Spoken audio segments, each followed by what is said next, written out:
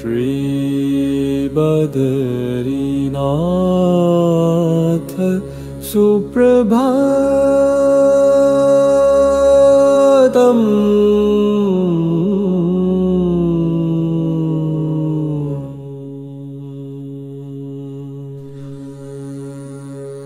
लक्ष्मी विलास नरसिंह गुणाकरेश वैकुंठ केशव जनार्दन चक्रपाणे भक्तार्तिनाशन हरे मधुकैटभारे भूयाद्वदर्यधिपते तव सुप्रभातम्। लक्ष्मी प्रसन्नवदना जगदाद्य शक्ति कृत्वाङ्गरागललितं सुमनोद्म्यवेशा संस्तौति शब्दमधुरैर्मुरमर्दनं त्वा भूयात्।